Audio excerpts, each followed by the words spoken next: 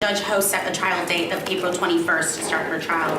I wanted to know what your thoughts are on that date. Your lawyer wanted something earlier, but do you feel like it gives you enough time to still run a re-election campaign while sitting on trial? My counsel wanted March, and so you should reach out to the counsel, and he'll give you his thoughts on that in process. Alex can go into that. He was pushing for a March date.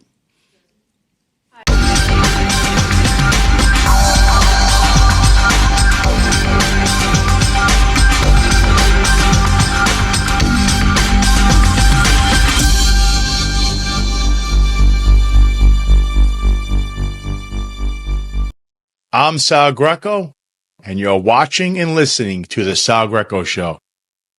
Today is Election Day.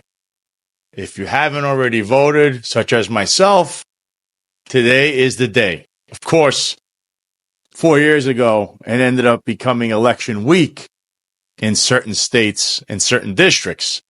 Probably even was prolonged longer than that. Hopefully today just happens to go as smooth as could be, and we get a winner, no matter who it is, by the end of the night. I mean, that's how it was when I was growing up. So with that being said, though, we started the show showing you a recent press conference of the beleaguered New York City Mayor Eric Adams, who we found out the judge denied all their motions to try to delay or dismiss this trial. And now we're going to have a trial date of April 21st, 2025 for the illustrious mayor of New York, Eric Adams. And that's what he was answering at the start of the show in regards to a question asked at his recent press conference. But then just in the last few days, the New York City Police Department has been besieged with two separate incidents. One was that the New York City Police Academy was desecrated in the middle of the night, in the early hours of the morning. A midnight shift, which I was very accustomed to. I did it for 90% of my career. And it's mind-boggling how this even occurred. Of course, I broke this story on X, and as usual, the New York Post or the New York Daily News will write about it and never state, hey, it was Sal Greco that actually reported this long before we even knew about it. And then the following day at the New York City Marathon, which we all know it's a marathon that's run once a year. It's very important. It's a big to do in the New York City Police Department because it's a race and is run through all 5 boroughs, which it starts in Staten Island, goes through Brooklyn. I think you run a little bit into Queens and then the Bronx and then into Manhattan, and it ends in Central Park. And there was a kerfuffle, a scuffle, or whatever you want to call it, between the interim police commissioner, Tom Donlin, and is he the deputy commissioner of public information? Is he the acting chief of staff? Tariq Shepard. I call him a thug. I don't know how you could be a commissioner and a uniformed member of service at the same time. This administration just breaks all the rules all the time, and no one's ever held accountable. That's the number one issue here. But apparently there was 2 incidents.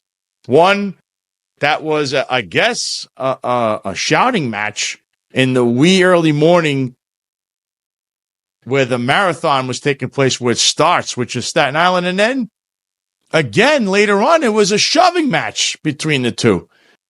But this was reported on X by my friend, the co-host and founder of the Finest Unfiltered podcast, John Macari.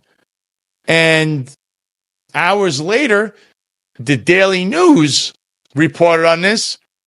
And it wasn't until I, called it out on X that they finally credited John Macari with posting about this and bringing this to the public's attention first. And it's just unbelievable how this all occurred. So I'm going to read you both articles, and then I'm going to show you the press conference in which Eric Adams was asked about this. So first, I'm going to show you and read the article in regards to the police academy and that kerfuffle that happened over there. So let's start off with that article. This is from the New York Post from Tina Moore, even though, I broke this story 5 hours prior to this being reported on in the Post. Vandals smear NYPD Academy with red paint, leave tattered American flag. A desecrated American flag was left crumbled on the ground outside the NYPD Police Academy in Queens, and the building was vandalized with red paint early Saturday morning. Photos obtained by the Post show.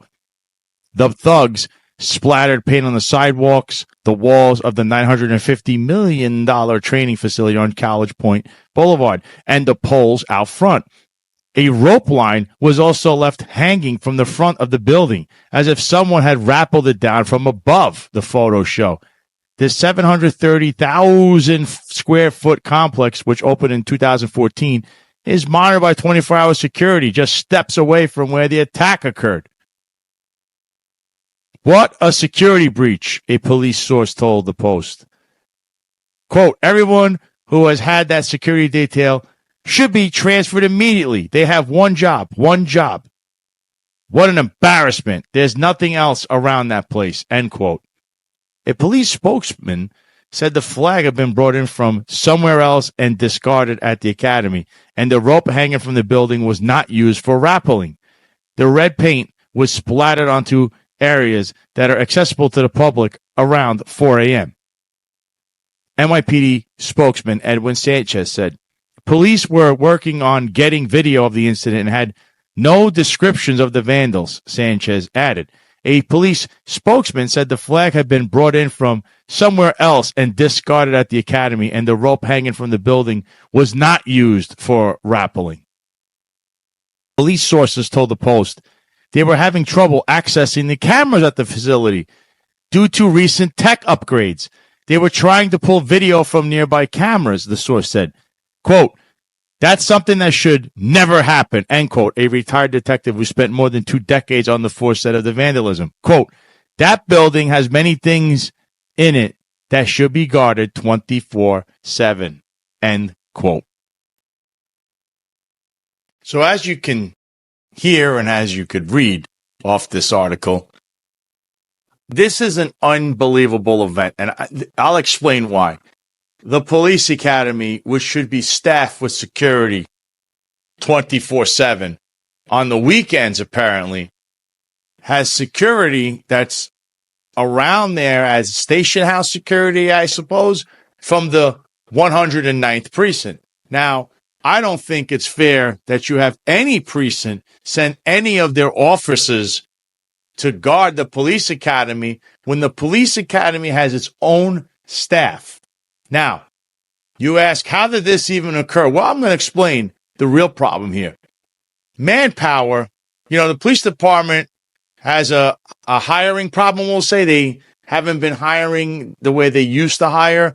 And this goes for many positions in New York City right now because Eric Adams, as the mayor, is, what can I say? The guy's a mess. So even if there are only 26,000 full-duty officers in the New York City Police Department as we speak, where are they staffed? Because we already know that 80 full-duty active officers from all ranks are in the Deputy Commissioner of Public Information Office, and very recently, they took 35 full-duty officers off the patrol, which is the precincts, into this drone unit, scam unit from Kaz Daughtry. It's basically fluff boys for Kaz. That's the problem here. When you start taking officers from the commands, from the precincts, into these scam units, where basically 3 cops and a supervisor could run, that's where the problems ensue. So now we have the issue of who was guarding the police academy. Who do you blame for this? Well, there were no cameras. Apparently, they're not working, even though they have this whole new system there. All we hear from the deputy commissioner of operations, or is he a detective? We don't know yet. We still have no clarification there. Kaz Dodry, who gets paid as a uniformed officer but is a civilian. I have no idea how that even works. Once again, there is no laws in the or rules under this administration. The rules only apply to the sucker that's working in the street. It has no connections back to this administration, the Eric Adams administration. But the drones, where were the drones with this? Aren't there supposed to be drones? Listen, this is a catastrophic failure and an embarrassment and a black eye on the New York City Police Department and the Eric Adams administration. And it's very hush-hush what occurred here. We don't know who did this because there's no footage. I was the first to break this. And the closest footage they may have, and that's a big may, is the MTA bus depot that's across the street, may have had cameras that could show something. This is unbelievable. It looks like they were on top of the roof and they dangled down a rope. Look, I don't even know how this happened, but I'm not going to say, let's blame the officers that were supposed to be doing security when, where is the police academy staff? That in itself is a quote unquote gig. But, under this Eric Adams administration, no one's ever held accountable. And will anybody be held responsible, meaning from the upper echelon?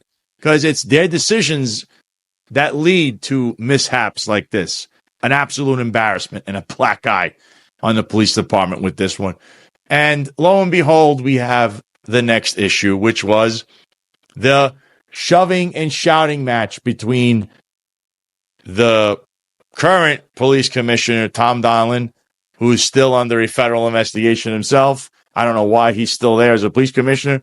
And Tariq Shepard, the deputy commissioner of public information, acting chief of staff, another guy who's a uniformed member of service, apparently, and also a civilian member. What can I say? But let me read this article and show you the article on screen. All right, this article comes from the New York Daily News. It's written by Rocco Parascandolo and John Anise. The city's top cop got into a public shouting match with another high-ranking NYPD official during the New York Marathon, police sources said Sunday.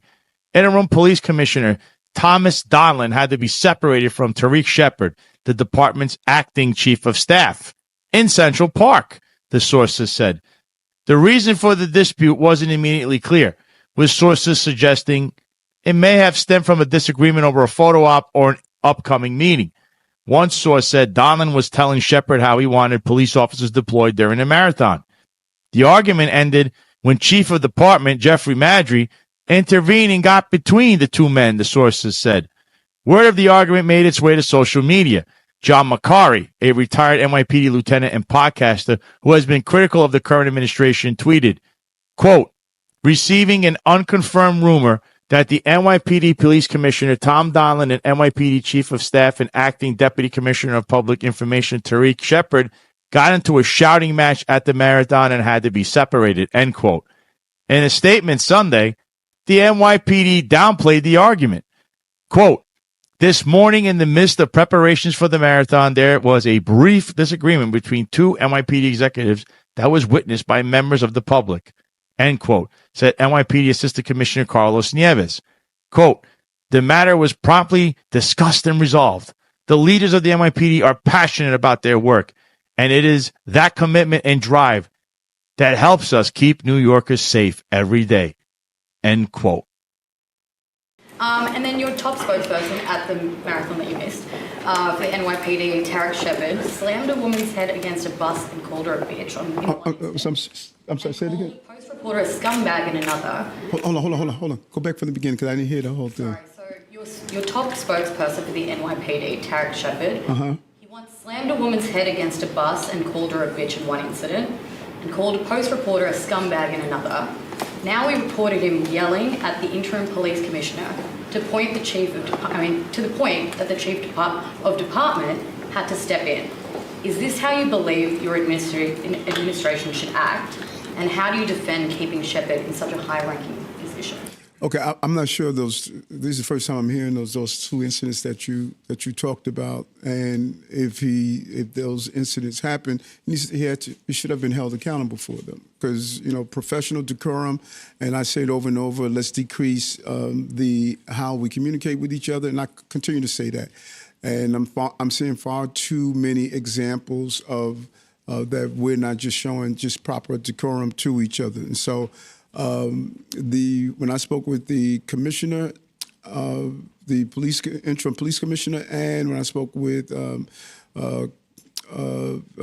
Tariq at the same time, they both know that what is my expectation on how one should communicate, and so those two statements that you made that he did previously, I don't know if they were substantiated. Was he found guilty for those, or that's what someone reported? Because that's a big difference. Substantiation of allegations are crucial. And listen, anyone that's in any type of relationship, a business relationship, a marriage, a relationship with your children, human beings, we have arguments, we have disputes. How do you manage those arguments or disputes after? And that is what's expected. I have one mission of the New York City Police Department, to be respectful and drive down crime. They're doing that. From the transit systems to shootings to managing the parades and the protests to the Halloween Day parade. Their goal to me, you are going to bring down crime and you're going to do it in a respectful way to New Yorkers. That is what they're doing. They're successful at doing it. No one thought we were going to turn around crime at the level that we have turned around on our subway systems and on our streets, and that's what I expect from them. Are we going to have encounters where people are going to disagree about something as passionate as they are? Yes, we are. And if you don't have, just because you have an argument with your spouse, your child, your business partner, doesn't mean you don't love them, you don't like them. If that was a signature of you don't care for the other person in your life, then we're all in trouble. Because I don't know if anyone in this room that is married or have children that have not had a feeling where you just wanted to probably yell at them or argue with them. That's just part of life. You got to move forward. And then I also wanted to follow up on Anita's question. Are there any additional details you can tell us about the argument between Donlin and Shepard, what led up to it, and will either of them face any discipline? First, I have to be extremely careful. Everything I do is critiqued highly, and I have to be careful. And if I'm doing electioneering here at this podium, you're going to write a story on me.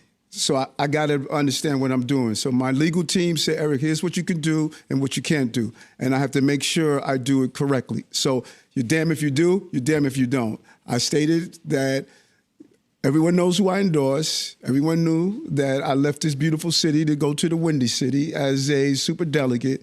So I don't know which more enthusiasm you need for me to do so. And about the, can I go into the details of, what was the conversation between Tariq and the interim police commissioner? No. I'm sorry? Discipline to either of them? The police commissioner, if they did something that's inappropriate, the police commissioner would sit down and make the interim police commissioner will make that determination if there needs to be some next steps. So there it is. You can hear it for yourself there. Not only the article that I showed you on screen and I read, but this press conference that Eric Adams has where he answers this question. Okay, I'm going to break this down. First of all, this argument that happens or the shoving match. So suppose you're, just a regular police officer, a man in blue, a woman in blue, just like I was, and you have an argument, a public argument with your supervisor, whether it be a sergeant, a lieutenant, a captain, or even above that, which would really make it a scene. And then there's a shoving match on top of that. I guarantee you, and I promise you, that that police officer, that man or woman in blue, would either be modified, suspended, or even charged for assault or harassing a supervisor. So here we have Eric Adams saying how it's just a family and there's just, arguments occur in a family. Everybody just wants what's best for public safety. So he glosses over what I just told you right there. He also glossed over another fact. The reporter who asked this question and mentioned Tariq Shepard's checkered past, he says he doesn't know anything about Tariq Shepard's checkered past. But when he called Craig McCarthy of the New York Post an effing scumbag, that was just a few weeks ago, and Eric Adams was the mayor. In fact, I believe they asked him about this 3 weeks ago at a prior press conference, 3 or 4 weeks ago. So he's lying right there, right in front of you. Oh, I don't know about this, and there should be some kind of discipline, or he should have been held accountable. Actually, no, Eric, you were the mayor. Therefore, you never held him accountable for calling a reporter an effing scumbag. So right there, he's caught in yet another lie. He always contradicts himself, which later on he says, well, the police commissioner can dish out any kind of discipline he wants in regards to this incident. Also now, after first saying it's a big family and there's disagreements, even though you embarrassed yourselves in public, now the police commissioner can dish out discipline if the police commissioner chooses to. Let me tell you something. In the days of Ray Kelly or Bernard Carrick, or even prior to this, if any underling, and I mean any underling, that's anybody who's not a police commissioner is the highest rank in the police department. Anyone who's not a police commissioner does this in public and tries to embarrass the police commissioner or puts their hands on them, they're finished. They have no career. They're either going to be forced to retire or put somewhere where they're going to want to retire.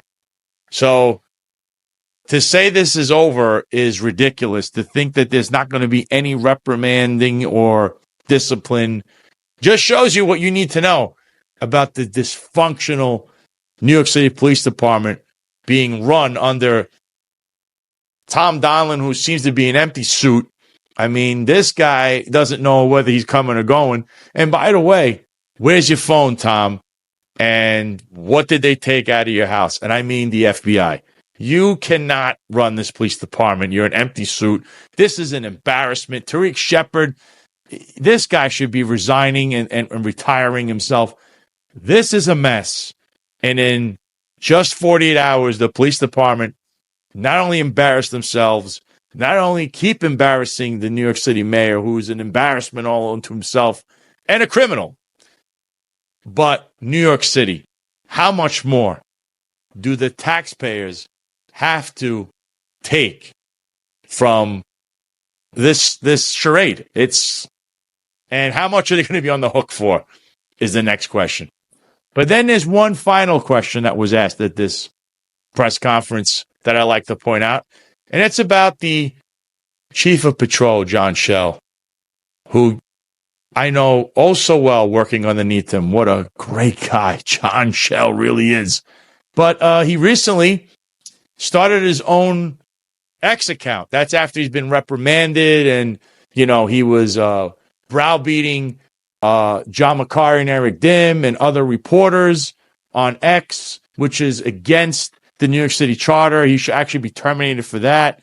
But, nobody enforces anything around here as long as it's Eric Adams was the mayor, or city council underneath Adrian Adams was the speaker. They have a huge bark, but no bite.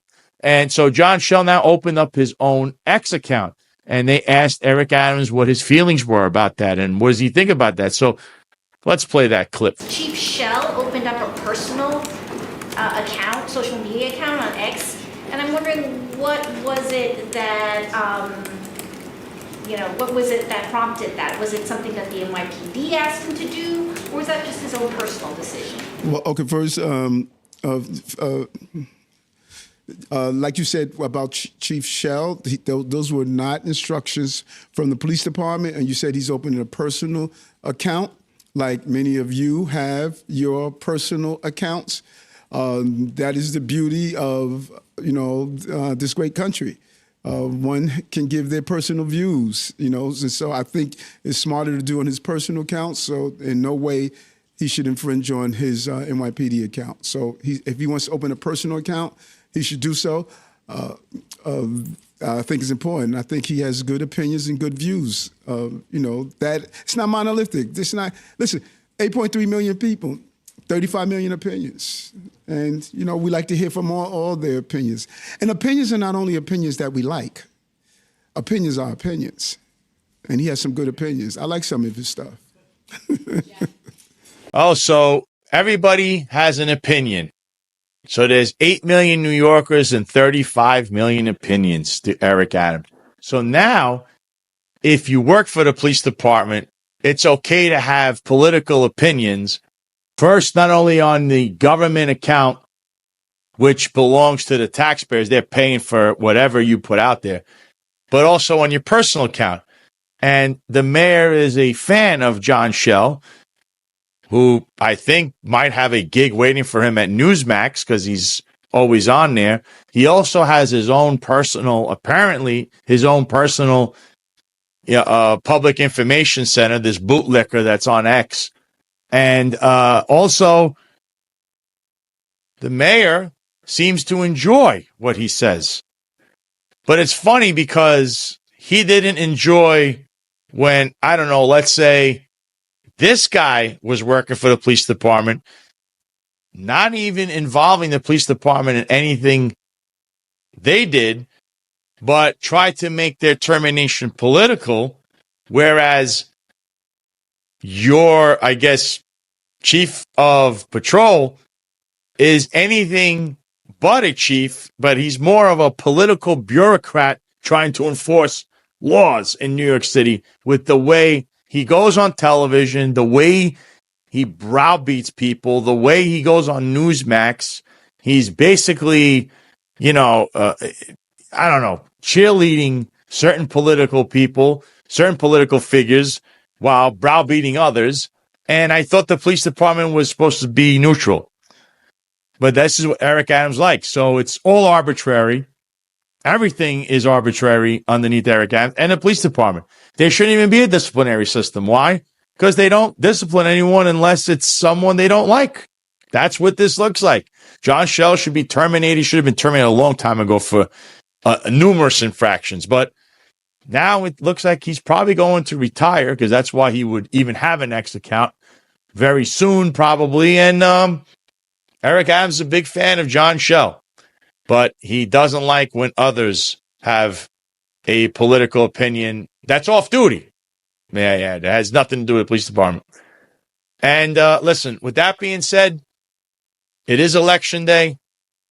I urge everyone, no matter how or who you're going to vote for, vote. If you haven't voted already, make sure you vote. As you know, on this show, I make no secret. I pulled that lever for the one and only Donald Trump. Some of you may not like him. And look, I don't agree with everything President Trump says or does, but I agree wholeheartedly that his policies will bring America back to prosperity. I don't think this country has been prospering in the last 4 years. I think it's very stagnant. And hopefully we'll see what happens tonight. Hopefully it doesn't go into a whole week or whatever like last time. I'd like to know who the next president is on election night, just like growing up.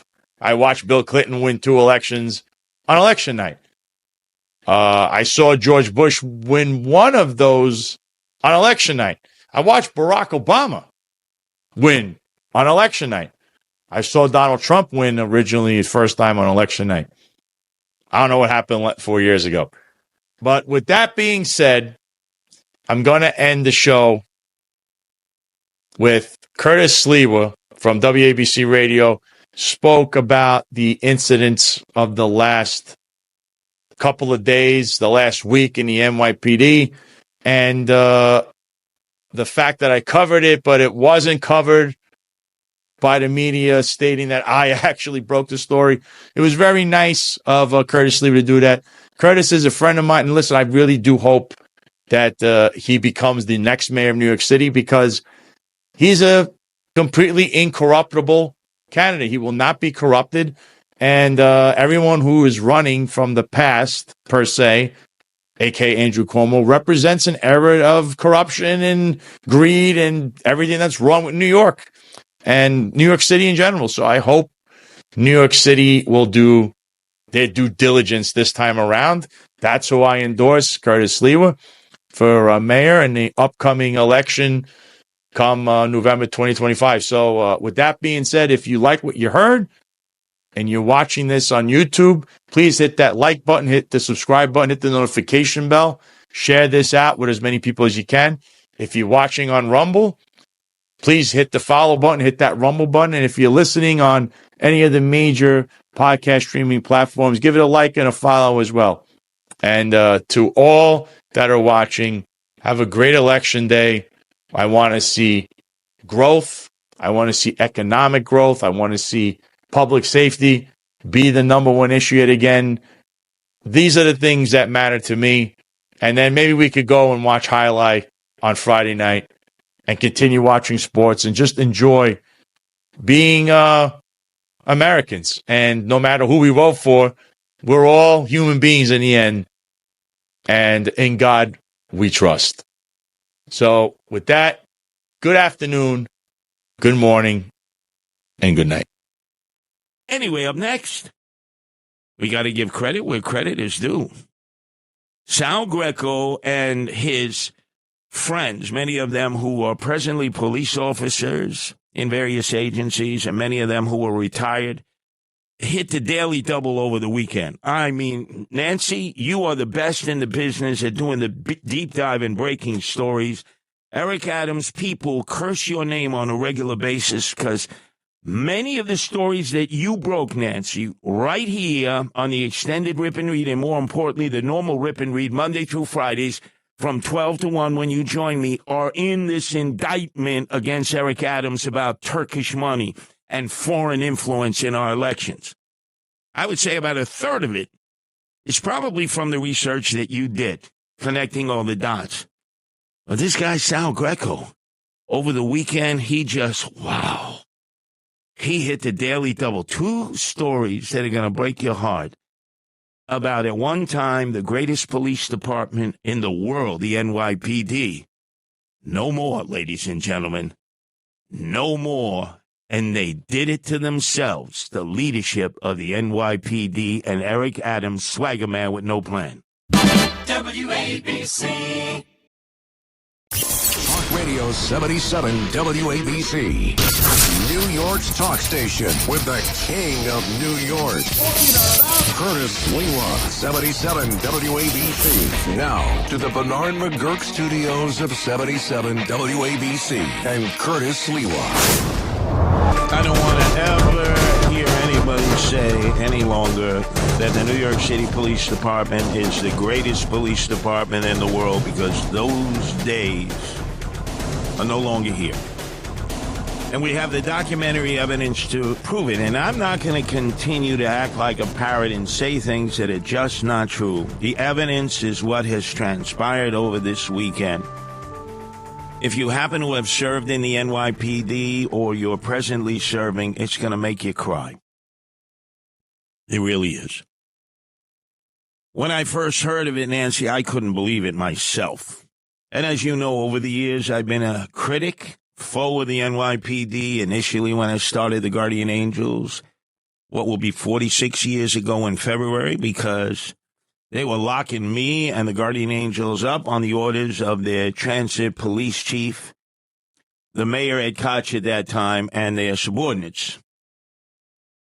And then when Rudy Giuliani got elected mayor, he stopped all that, and we couldn't be friendlier, couldn't be better. And I have a lot of Guardian Angels, alumni Guardian Angels, who are members of the NYPD. Recently, George Molay, high-ranking member, great writer, was honored at an event, and people said, wow, he was one of the original Guardian Angels. True.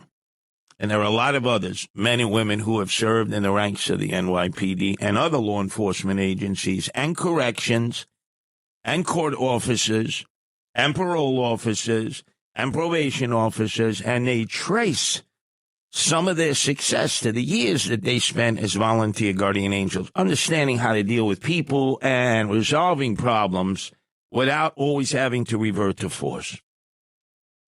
So over the weekend, I see a text that came out from Sal Greco. Sal Greco had been a long-standing police officer who served our community well, but he was a friend of Roger Stone. And being a friend of Roger Stone, who broadcast here 3 hours, the Stone Zone, on Sundays. He was on earlier today, had a great show. But being a friend of Roger Stone meant that he was going to lose his career as a member of the NYPD because they said you were associating with a felon, which at that time was correct. And then Sal Greco said, but wait a second, the mayor himself, when he was a police officer, was hanging out with Mike Tyson, a convicted felon. Why the double standard?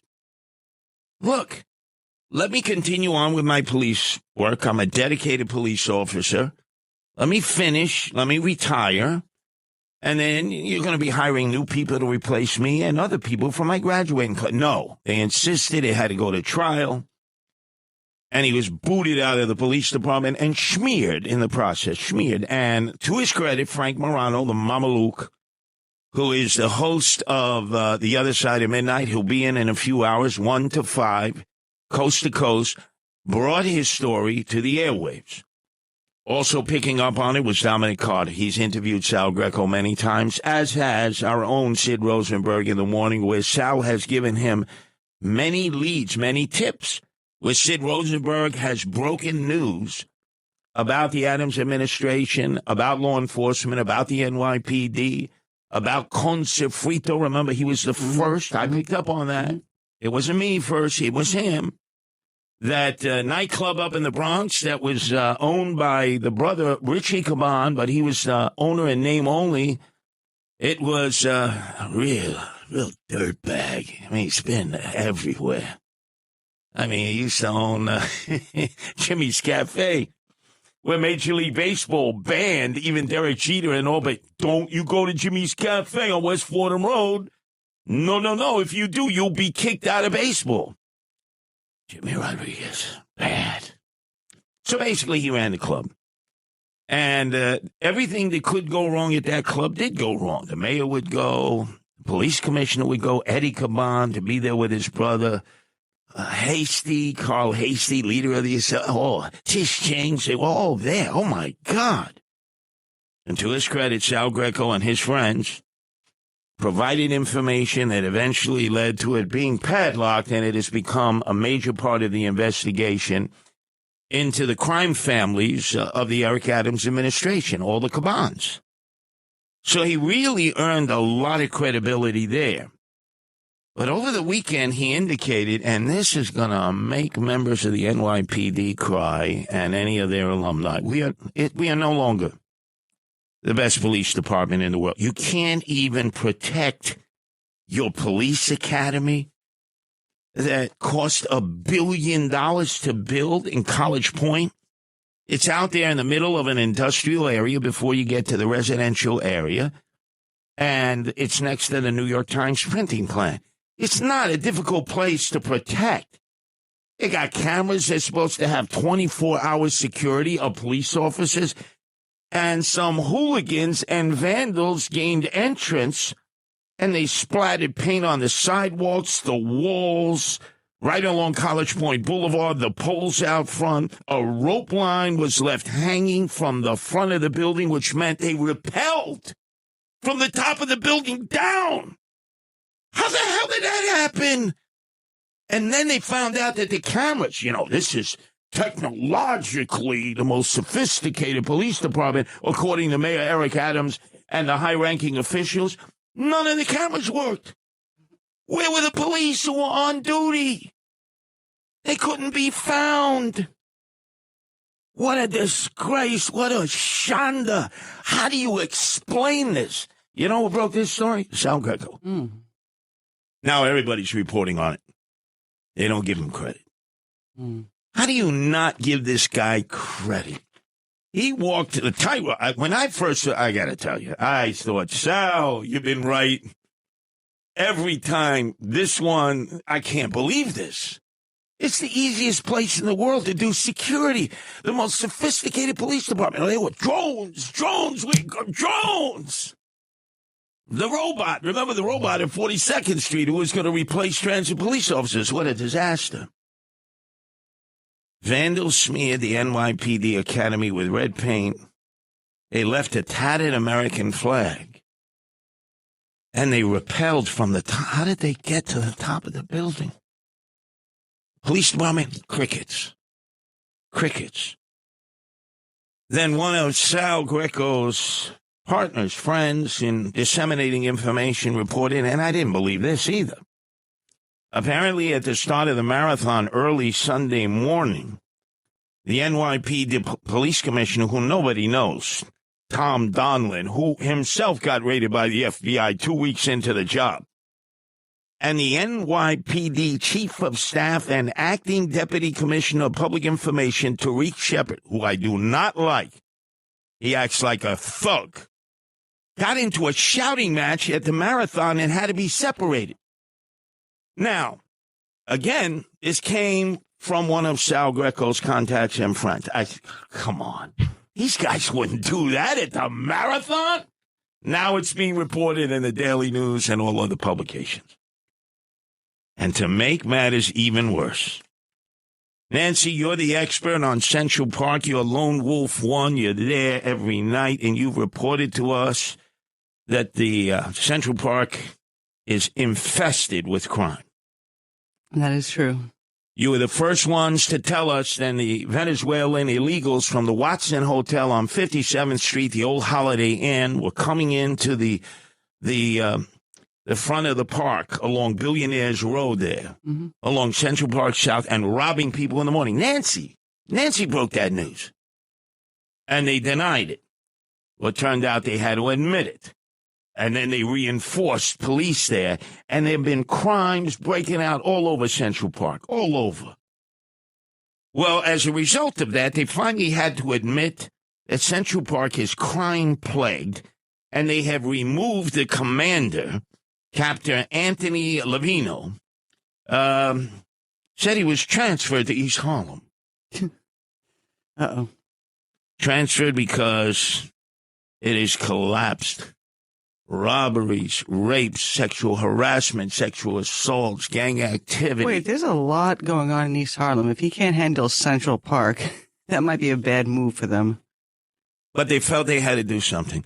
The department is leaderless. Yeah. They have a guy in charge that not even the men and women of the NYPD know. I don't care who comes on and, I knew Tom for you. Nobody knows Tom. He gets into a fight with one of the top-ranking police officers. Granted, he's a thuggish kind of a guy. But at the marathon? And this is all because of Eric Adams' total desire to control the police department. He should have left it alone. He should have appointed a commissioner. He had Keyshawn Sewell. She left because of this nonsense after a year. If you're going to be mayor, you appoint a police commissioner, you let them do their job. Kelly did it for 12 years. He was the best. Bratton, mezzo, poco.